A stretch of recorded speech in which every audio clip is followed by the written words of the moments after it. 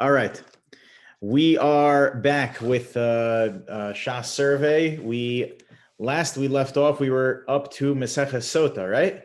We did Nazir. Now we're up to Maseches Sotah. So Maseches Sotah has, of course, as the name connotes, all of the Gemaras and the halachos pertaining to an Isha Zona, and a Sotah, and also the laws of suffix Sotah, which we'll define in a moment. Also contained in the Masechta, it comes parenthetically, but all the halachos of Bikur Cholim, Nichom Avelim, visiting the sick and giving comfort to the mourners, also exists in Maseches Sotah. There are a number of different famous Gemaras in Maseches Sotah, but we'll focus tonight on the laws that are, what the majority of the Masechta is about, which are the laws of Sotah and suffix Sotah. So let's just define our terms for a second. There's a misconception that a Sotah is the woman who drinks the water. Okay, that's not a Sotah. Okay, a Sotah is a person, a woman who was not faithful and stepped outside of her marriage. That's a Sotah. Okay, these are the laws of Shulchan Aruch, what the laws pertaining to that are. Then there's such thing as a suffix Sotah, where it's a doubt whether or not the woman stepped outside of the marriage and was unfaithful. So what is the whole procedure there? So that's where the Torah describes that if a man is suspicious about his wife and he gives her a warning about a specific man, gives her a warning in front of two witnesses that she should not live, she should not be in seclusion, in yichud with this man, and then she goes and is in seclusion with this man, and it's witnessed by two witnesses, okay? So then he brings her to the Beis Hamikdash, brings her to the Kohen. He gives her this drink that has God's name erased into it. She drinks the drink, and if she actually did step outside her marriage, so then she explodes. And if she does not, if she was innocent, so then she is the baby. She is good. She's God willing, going to be given a baby. The Gemara in Brachos talks about this is one of the arguments that Chana had towards Hashem, that basically she'll do this, and then God will be forced to give her a baby. This is the whole status of being a suffix Sotah, a doubtful Sotah. By the way, the Sefer HaChinuch has a beautiful message over here that he says that it's so obvious what the message of this mitzvah is. The Sefer HaChinuch, where he lists the 613 mitzvos, he also gives the reason for the mitzvah, and some of the reasons are very nice and may not have thought of it before, and he gives his opinion. But the Sefer HaChinuch says, well, it's so obvious what the reason for this mitzvah is. What's so obvious? He says to create shalom bayis. This is that create shalom bayis is the mitzvah where God's name is even erased in order to create shalom and shalva in a marriage, in order for the relationship to be restored. Anyway, one of the halachos pertaining to just a sec. I don't think this is going to help the relationship that much. It does. It restores peace if the wife is shown to be innocent. You think the wife is ever going to let the husband? Wife is never going to not bring up the time that the husband forced her to drink the water. Yeah, I'm sure this would be a monumental moment in their marriage. But I think what the Sefer HaChinuch's point is that this is one step closer towards shalom and shalva. It doesn't mean that it happens immediately. Right? It doesn't mean that the second that she drinks the water and it's like, oh, I'm good, right? They right away embrace, and it's like this magical Disney fairy tale moment. I think that it's just a step towards recreating the shalom and the shalva. Yeah, I think the suffix destroys the shalom more than the actual. Oh, for sure. Yeah. By the way, there's that lack of trust. So I thought a Sotah was the actual name. Is it not the name of the procedure they go through? Yeah, the Sotah water, exactly. Yeah, but in Isha, yeah, but she's a Zona, but also given the title of a Sotah. So, but like a regular adulteress is not a Sotah, right? No, it's a Zona. Yeah. So what is a sotah? Someone who's drunk A the water sotah and who's died? going through this, a sotah would be would be someone who actually did step outside of her marriage. Meaning, it says in Shulchan Aruch like this. Here, look, it says,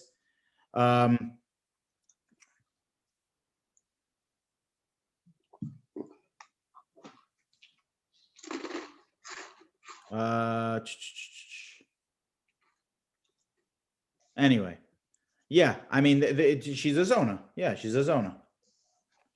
Because I always thought that the sotah was the woman who had now been warned, didn't listen to her husband, and now was going to undergo this process. Whether she was guilty or not, that's a suffix sotah. I was going to say, I thought whether she was guilty or not was not determined. It was whether she was subject to the process. That's called the suffix sotah. Okay. So now, says the Mishnah the following. Okay, this is the Mishnah in the 5th parak, right? Beginning of the 5th parak. Yeah, beginning of the 5th parak, the Mishnah in Masechah Sotah says the following. First, the Mishnah tells us something very fascinating, that through drinking the water, the Mishnah says, Kishem Sha'amayim Botkin Osa, just like it checks her, right? It goes through this whole vetting process to know whether or not she actually stepped outside of her marriage. Kach Hamayim Botkin Oso. It also checks the perpetrator into their marriage, the person that she lived with. It also checks him. The Gemara explains exactly what that means. But then the Gemara, quotes it from a pasuk, uvo, okay. But then the Mishnah goes on to another halacha, and this is an important halacha regarding the laws of Sotah. Unfortunately, this halacha is, as Rabbi Schechter says, all too prevalent today. This happens all too often. These are still shilas, even though we don't have the Beis Hamikdash and there isn't the special Sotah, Sotah to drink. But unfortunately, these shilas do come up of infidelity. So says the Mishnah the following: Kashem shasur lebal, kachatsur leboal. The same way that she is prohibited to her husband once she steps outside of the marriage, so too she would be usher to her adulterous partner. This is after she's divorced. This is even after she's divorced. Of course, while she's married, of course, obviously she's usher to him. Okay. But no, this means after she gets divorced, she can't go ahead and marry him. Shenamar, as the pasuk says, nitma vinitma, that it says twice the language of defiled in the pasuk, and the second time is vinitma. Okay. Mm-hmm. The extra vav, says Rabbi Kiva, comes to tell me that she's not just asura, she's not just prohibited to the baal, but also prohibited to the boal, also to the person that she was had the affair with. Rabbi Yeshua said, Kach hayadorish Zechariah ben Haktsav, that the following drasha. Rebbe Omer, Shnei Pa'amim Ha'amura Beparsha Nitma v'nitma, that it says the word nitma twice. Okay, echad the bal, echad the bal. Okay, so you have a machlokus over here just in how we get to the conclusion of the halacha. No one's arguing in the halacha itself. Everyone agrees that she is prohibited to the person she had an affair with. But the question is just how we come to that conclusion. Either Rabbi Kiva says that it's from the extra vav in nitma, or Rabbi Yeshua says that it is from the double language of nitma. Okay? Why does this make a difference? So we'll get to that soon. Comes along the Shulchan Aruch, and the Shulchan Aruch quotes this lahalacha. Hanachshedes al ish, someone who is concerned that their wife stepped out of the marriage. Im haya la kino evistira, if he warned her to not be secluded with a certain man, and then she was in seclusion, vistira, and she was in seclusion with this man. So now, what would we do if the Beis Hamikdash was built? So we would instruct the husband to take his wife to the Beis Hamikdash so she could drink the water. But unfortunately, that's not the case. We don't have the Beis Hamikdash. V'lo shasa me hamarim Hoil v'nesra al ba'ala b'shvilo harihi asura al zeh shenisiachta imo la'olam. Okay, says the Shulchan Aruch. Therefore, we have to treat her as completely usher to her husband. Kederech she asura al ba'ala, and the same way that she is usher to the to her husband, she's also usher to her adulterous partner. Vim amar v'nasa, and let's say she goes ahead and marries the guy anyway. He marries her. Motzian osa mitachtav beget. They have to get divorced. Afilu hayala kama banim. Even if they have many children together, it doesn't matter. They have to get divorced. Mipi ashmu lamdu, and we learn this from the pasuk, and we learn this from the following drasha. And the Shulchan Aruch quotes the drasha we just learned: "Kashem she asura lebala, kach asura lebal." The same way that she is prohibited to her spouse, she's also prohibited to the person that she was with, the person that she had seclusion with, had yichud with, assuming that there was also kinoi, that there was a warning from her spouse. She is usher. Adds on the Rama says, V'hu adin, this is also the halacha, im ne'esra, bishvilo lebala asurolo. Okay. Let's assume. What? You didn't translate that. Im ne'esra bishvilo lebala asuro bishvilo lebala asurolo. Says the Rama that in every scenario, im ne'esra bishvilo lebala, if because of him she becomes prohibited to her spouse, she is asurolo. She is also prohibited to him. So now the question we have to ask is, what did the Ramah just add on? The Shulchan Aruch just said that the same way that she is prohibited to her the person that she had the affair with, she's also prohibited to her husband. I'm sorry, the same way that she's ushered to her husband, she's also prohibited to the person she had the affair with. So what did the Ramah just add on by saying, Im ne'esra bishvilo lebala, if because of him she became prohibited to her spouse, then asura lo, she's also prohibited to him. Didn't the Shulchan Aruch just say that? What's the Ramah adding on over here? Okay. Another case where you can become prohibited to your husband that's not an affair. Oh, so what's the case? So take a look at the Beis Shmuel. The Beis Shmuel says the following. Who is the Beis Shmuel? Never heard of him. Who is the Beis Shmuel? The Beis Shmuel is a commentary on the Shulchan Aruch that's only a commentary on the Sefer Even HaEzer. The Beis Shmuel is only a commentary on Even HaEzer. There's no shach on Even HaEzer. So the Beis Shmuel took the place of the shach, and we basically paskin like the Beis Shmuel. He's like the final say in Even HaEzer, which is the third chelik in Shulchan Aruch, laws of marital law. So says the Beis Shmuel the following: Divrei Haggah. So the words of the Haggah. What's the Haggah? The Haggah are the annotations. So he's referring to the Ramah. Zu lechara tamua. They're very strange. Machidish bezeh al divrei machaber. What did he add on to the machaber? What did he add on to the Shulchan Aruch? The efshar litchok ul yashiv. So I can give the following answer. Nira the hachika amar. Im ba'ala kohen. Let's say the following scenario. Let's say her husband is a kohen.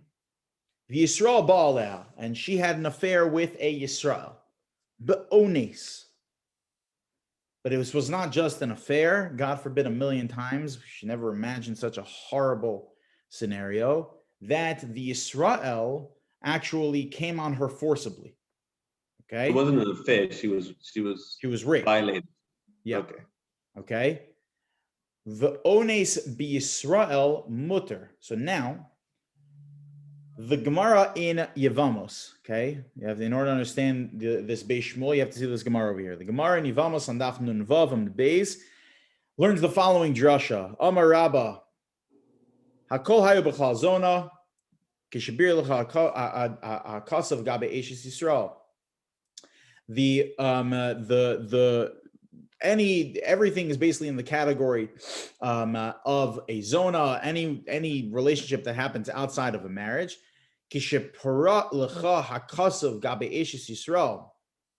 However, when the Torah singles out the wife of a Yisrael, when it comes to the Sotah, Vihiloi, it says in the parsha of Sotah, Vihilo nispisha asura, ha nispasha muteres. It says that she was not forced. This is the language of the pasuk. She was not forced. What does that mean? That if she was forced, muteres, then she would be permitted to still live with her spouse. Okay? So she's permitted to live with her spouse. If, God forbid, a person was violated, they can live with their spouse. And the halacha of a zona only applies if it was willingly. Okay? However, the exception to that rule is an Eshes Kohen. Okay, an Eshes Kohen, if someone's married to a Kohen and she, God forbid, a million times was molested, then she would not be able to live with her husband anymore. They'd have to get divorced. And horrific case.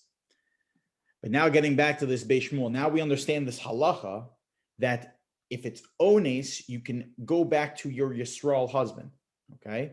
Unless it's okay. So if you're Kohen, you're not. So why didn't the wait. So hold on. The im ba'ala haYisrael haisu muteres lebal uleboel, says the Beis Shmuel. If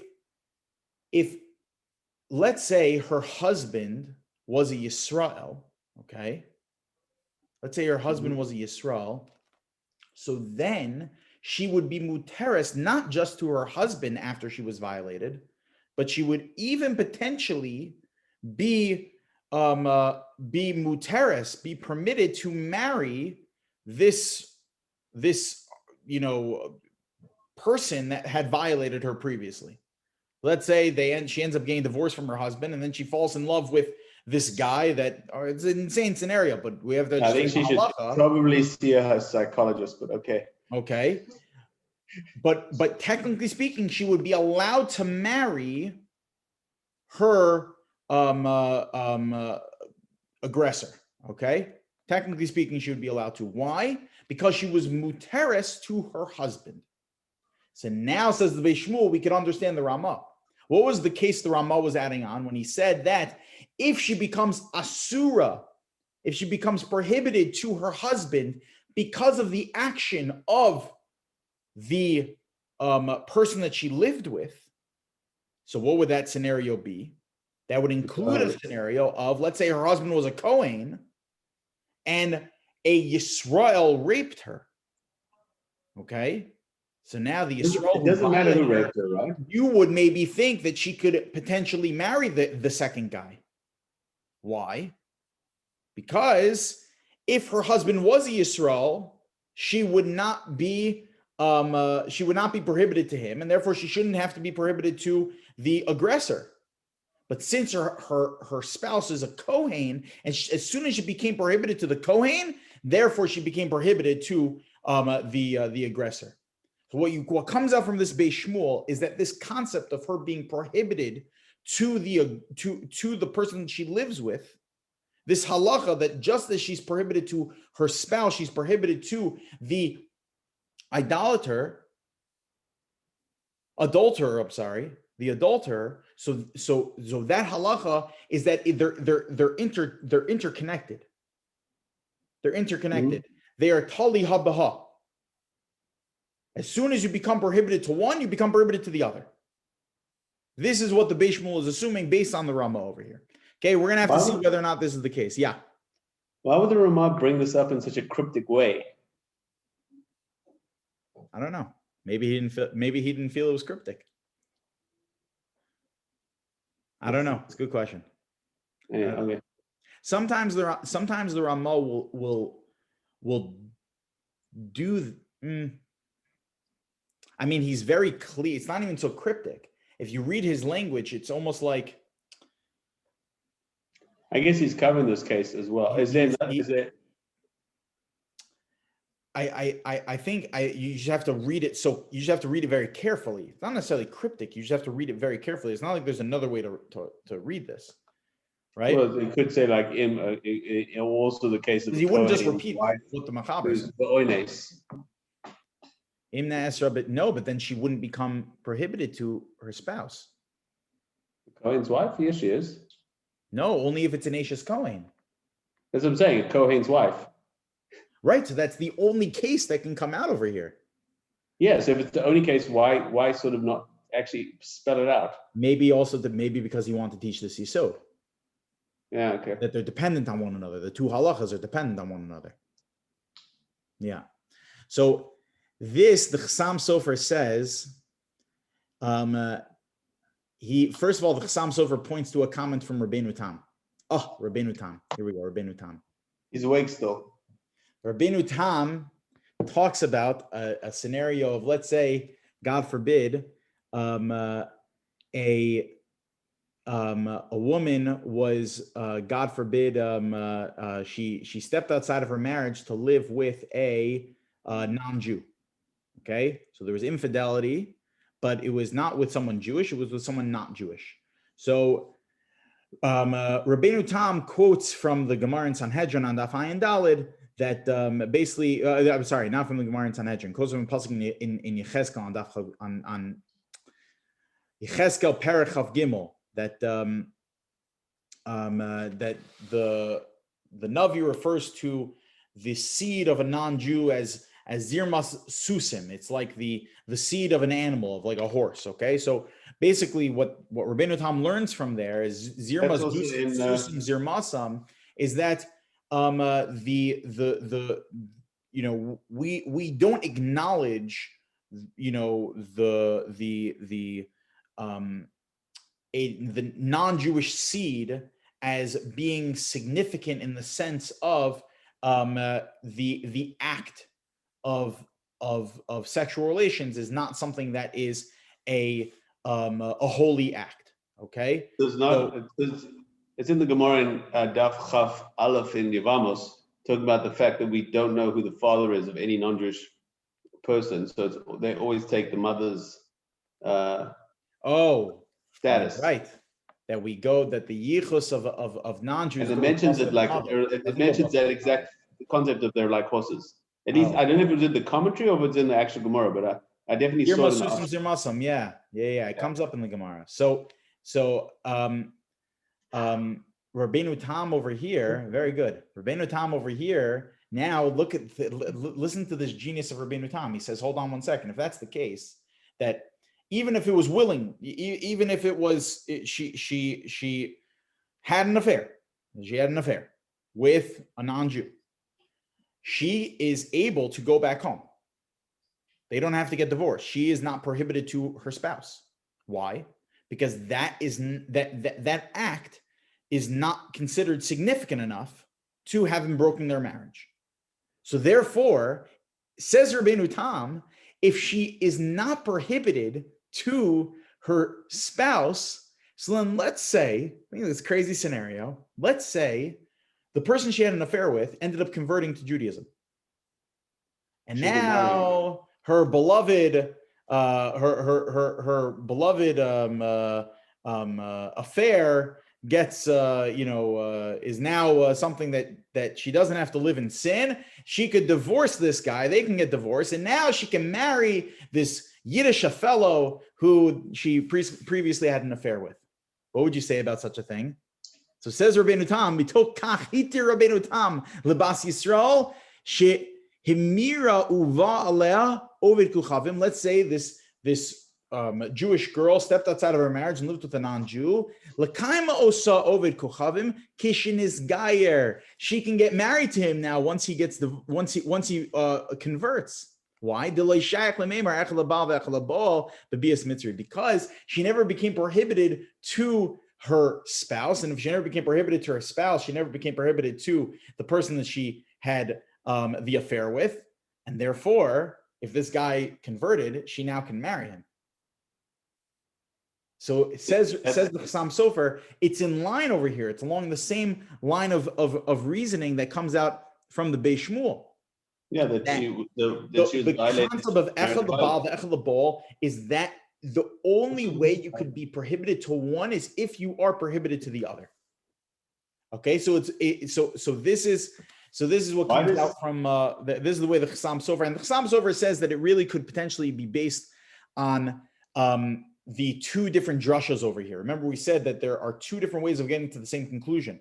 First, Rabbi Kiva said that the reason why she's prohibited to the person she had the affair with is because of the extra vav. According to Rabbi Kiva, he's making the two two relationships inextricably linked. Okay, he's making them linked because of the vav, the extra vav.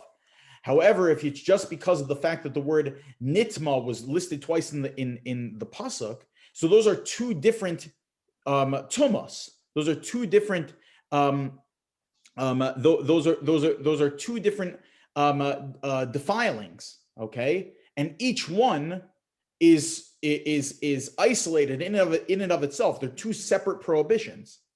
All right. And therefore, says the Chassam Sofer, maybe this would be the nafkamina between Rabbi Kiva and Rabbi Yeshua. That according to Rabbi Kiva, he would be in line with the Beis Shmuel and with Tosos that these two prohibitions are inextricably linked. And if you never became prohibited to the husband, therefore you're not going to become prohibited to the boel, to the person that she had the affair with. However, according to Rabbi Yeshua, that might not be the case. According to Rabbi Yeshua, on both of these shilas, he might come out paskening l'chumra, that you can't end up, you can't live with the with the person she had the affair with, even in a scenario like Rabbeinu Tam's scenario, even after he converts, even though you never became prohibited to your husband, still it's a separate prohibition of echad l'baal, the echad l'baal, two separate prohibitions. What's also fascinating, Chassam Sofer points out, is that you see, based on his concept, that they are inextricably linked, both a chumrah and a kula. It's a chumrah in the case with the kohen. As soon as she became prohibited to the kohen husband, she became prohibited to the Yisrael boel. And the same is true in the opposite, where you see a leniency in that if she never became prohibited to the husband, she's not going to become prohibited to the non-Jewish man after he converted that she had the previous affair with. And a Masorah that exists is that it's a good shtickle Torah when you see a nafkamina, both l'chumra and l'kula. In both directions, it's kind of like a check and balance to make sure that it's a emistic shtickle Torah. We always end up with a just to ask a question. So, but if what you said is correct about this Zachariah ben Hakatzav, doesn't the Gemara have to spell out that he doesn't hold by this linking of you forbidden to one, you forbidden to the other, and vice versa? Like, wouldn't the Gemara have to actually say that before to say that it's not how he paskins differently? Not necessarily, because you don't have to assume. The Chassam Sofer is assuming that. The Chassam Sofer might be wrong. Okay. The Chassam Sofer might be wrong. I don't think it's a shiloh why the Gemara didn't bring it up. I think that you could say that the Gemara didn't bring it up. What? He just I guess the lacha might not be like the other guy, so it doesn't really matter. No, it could also very well be that the Gemara, sometimes we'll have that you have two different drushas that come to the same conclusion, and that could just simply be because of elu ve'elu divrei Elokim Chaim, to just display the variety approaches. Two parts of the same conclusion. Yeah. There also could be other nafkaminas that come out of it. Yeah. One other question: Why does Rabbi Tom say Bat Yisrael? Why can't he? Does that include a Kohen's daughter? Rabbeinu Tam. I mean, wouldn't this be true even for Bat Kohen? Bas Yisrael. Hold on. Does it apply to? Oh, because she can't marry a convert. That's why. Never mind. Yeah. Right. Okay. She's a Bas Kohen. She can't marry a convert. Exactly. Oh wait. A Bas Kohen can marry a convert. A Kohen can't marry a convert. A Bas Kohen can't marry a convert. She can't. A Bas Kohen. Okay, I thought it was only the other direction. I'm mixing something up. Hold on 1 second. A Bas Kohen can't marry a convert. No. Why not? Doesn't affect the kahuna status. Anyhow, maybe I'm right. I mean, maybe I'm wrong. I don't know. I could be wrong. Yeah. Yeah. I was just wondering why you used Bat Yisrael there. Or Bas. I don't know. It's a good question. All right. It's a very good question. I don't know. We have to look up again. All right. Let's just finish off with shtickle Agadot over here. So this is one of the most famous Rashi's ala Torah, but it comes right here in the Gemara in Sotah on Daf Yud Daled Amud Aleph. Says the Gemara,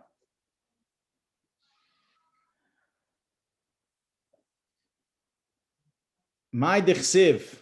What does the pasuk mean when it says, "Amar Rabbi Chama bar Rabbi Chanina"? My dichsiv. What does the pasuk mean when it says, "Achrei Hashem Elokeichem telechu"? You have to follow the ways of God. Adam. Is it possible for a person to literally walk behind the Shechina? No. That God is like, God's presence is like this overwhelming flame. Rather, it means that we have to walk in the attributes of God. We have to follow God's ways. Just as God clothes those that need to be clothed, or he'll be shamed, just as God did for Adam and Chava. So too you need to make sure that you take care of those that need clothing. You make donations to the Gamach. HaKadosh Baruch Hu Biker Cholim, God visited the sick. Dichsiv, as the pasuk says, V'yara Alav Hashem Belokei Mamre, that God went to go visit Avram Avinu after his bris milah. Afata Biker Cholim. So too we need to go visit the sick. HaKadosh Baruch Hu Nicham Avelim.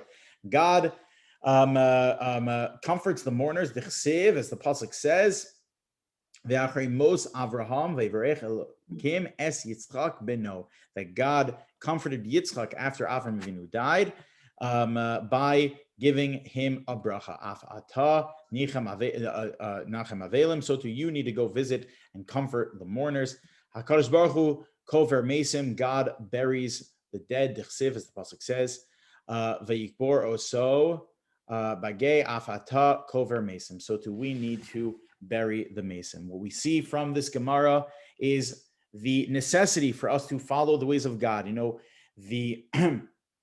according to the Rambam, there is no separate mitzvah deoraisa of doing bikur cholim, of doing nichum avelim. These are not separate commandments from the Torah, but rather these are rabbinic initiatives that the rabbis are teaching us how to fulfill the basic Torah concept of that just following the ways of God. That we have an obligation to figure out just how to do the right thing and be a good person. Says the Ramban. That's why that's why it's so important to learn Tamei HaMitzvos, to learn the reason for the mitzvah, to learn a sefer like the Sefer HaChinuch is so critical, says the Ramban, because if the more you understand the mitzvos, the more you understand how to follow the ways of God. These are just a few examples, says the Rambam. These are examples. Visiting the sick, comforting mourners. These are just examples. But every time we see that there's a void in a person's life, we need to make sure that we do what we can in order to fill that void. That's why, where there's a mitzvah that we have to love the ger, love the yasom, love the almana. We have to love the widow, the orphan, the convert. Why? Because they are missing something in their life. They're missing something that otherwise, on a regular situations, a person has, or a person has a spouse, a person has parents. You have to give special attention to these people because there's a void in their life. So it's just simply just being a good person. The more that we learn God's Torah, the more that we follow, the more that we can learn to how to follow in His ways. As the Rambam says, that limud mevi de maisa. The more we learn Torah, the more that it brings us closer to acting like HaKadosh Baruch Hu. Okay, this is the survey of Meseches Sotah. God willing, next week we're on to, after Sotah comes Gittin then Kiddush. Gittin. Yep. Mesechus Sotah, then Mesechus Gittin. All right. Very good.